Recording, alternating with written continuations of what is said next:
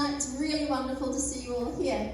As David said, my name is Kaya. I'm a conservation biologist at the University of Newcastle, and I work with frogs.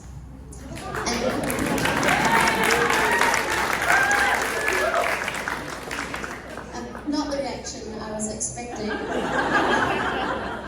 Normally when I tell people I work with frogs, I think that they think that that's a little bit weird, but I want to assure you that it's not weird at all, because frogs are awesome animals to work with. And I have a fantastic research team. They're really, really supportive. We do things like go for coffee most mornings, or maybe on a Friday afternoon we go down to our local watering hole and catch up for a few beers and a bowl of flies. Delicious. But what I've been working on lately is this creatively named large brown tree frog. He's local to New South Wales, but he's also endangered. So my froggy friends and I have been working on trying to save this little guy from extinction by stopping him screwing his low and immediate family members. But I imagine potentially the first question you may have is, why would such a seemingly hip and intelligent lady be dedicating all of her time to frogs? And that is because frogs are declining and they need our help. Oh, no, I've messed up. I want to say it's not for the glamour. It's because frogs are declining and they need our help.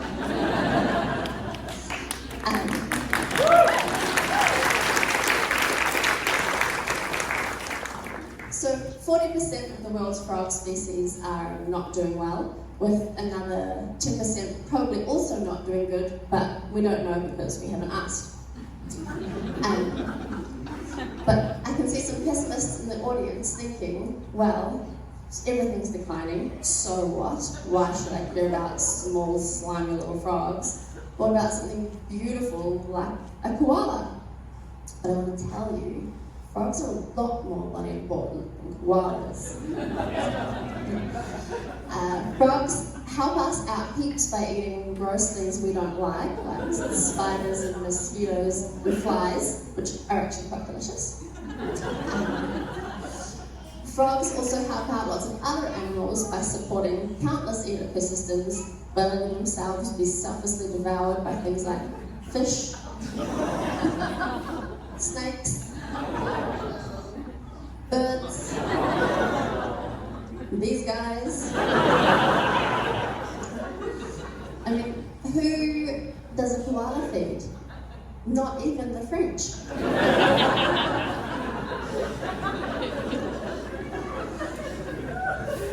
So, in addition to all this, frogs are amazing because they have chemicals in their skin that have the potential for vast medical breakthroughs. Some compounds have been found to block HIV transmission or kill antibiotic-resistant bacteria. I would like to see a lazy dog-watching koala do something useful like that.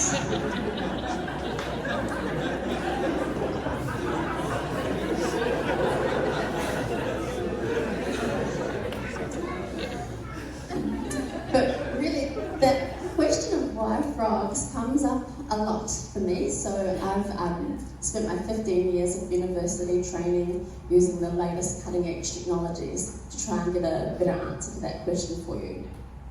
Which means I looked up some names and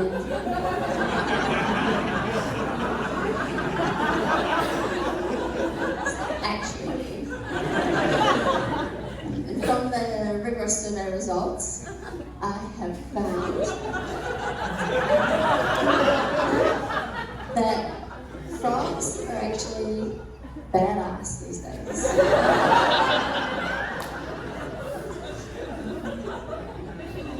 But yeah, I'd like to think that frogs have always been cool, and I would hope that there are some of you guys in the audience that would agree. I mean, I can imagine there are some of you here who have fond memories of going down to the back creek as a kid and looking for tadpoles, or maybe you've smiled and you've gone to a country dunny and opened the lid to find a wee amphibious pervert waiting for you.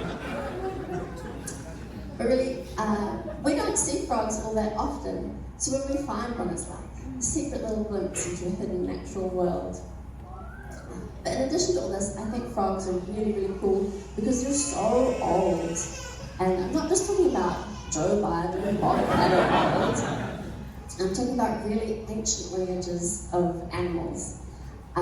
So the first frog fossils date back to 250 million years ago. So not actually that much older than Joe Biden. But that is way, way, way older than dinosaurs.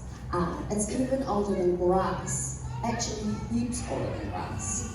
So it goes to show, it's good insight into the state of the world when an animal that has survived the rise and fall of the dinosaurs, the evolution of grass, the mad ramblings of Bob Catter is now dying out. Multiple threats have taken their toll on many species and shrunk their range and population size, so they now only exist in a small, isolated handful of habitat patches. And you can see it's left lots of frogs like this one barely holding on. In this situation, they almost have no option but to screw their family members.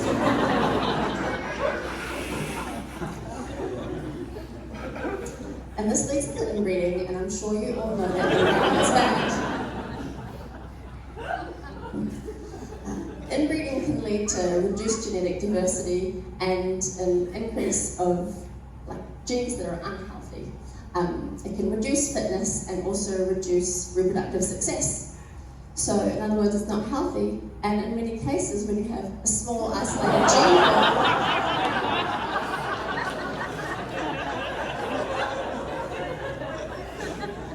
it's not very healthy. So potentially some of you here are thinking, well, can't you just take Arthur from there and Martha from there, mix things up a bit, get those genetic juices flowing again? But then it's a good thought, but you'll be forgetting about outbreeding depression, which is the nasty evil twin to inbreeding depression. Now, outbreeding depression occurs when you mix animals that have been from the same species that have been isolated for a long period of time, and you bring them together. Their genes may no longer be compatible, and you'll once again end up with unfit offspring. So imagine if you had a dachshund and crossed it with a pit bull. The results might not look pretty, but I can show you actually exactly what that looked like. I found a photo on the internet.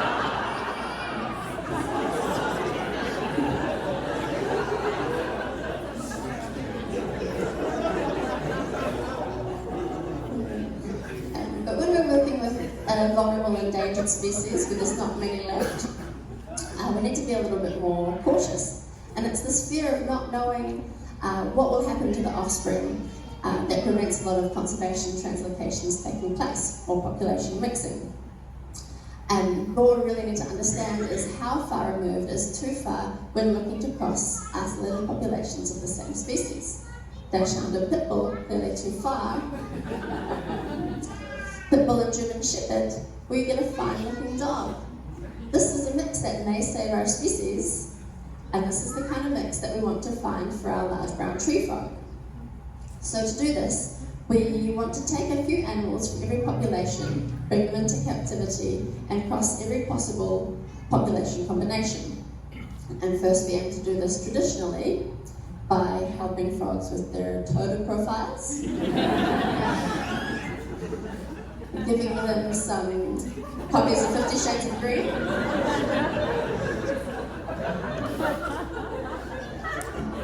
We also plan to trial some frog lingerie, but we couldn't get this through animal ethics. But if all our plans to get these frogs to breed by themselves don't work, we have the expertise in our lab to collect sperm and use IVF.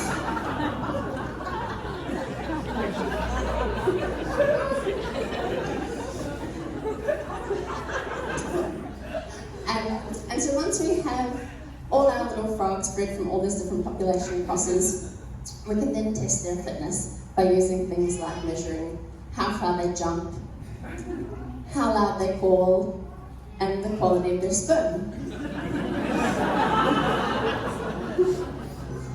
And these tests will tell us if there was any outbreeding depression, which pairs of parents matched the best, and if it's even worth crossing inbred individuals from different populations.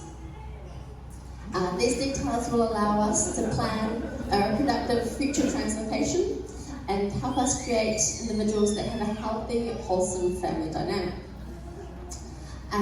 It sounds simple, but actually there is no current rule of thumb for who is to separated or inbred to breed. So this information will potentially help countless breeding species, not just frogs. And the method that we use to have genetic mixing and overcome inbreeding and improve genetic diversity is called genetic rescue, which makes our team feel a little bit like superheroes. But I don't like to brag about it, and I will confess, maybe working with frogs is a little bit weird, but I do think it's definitely cool.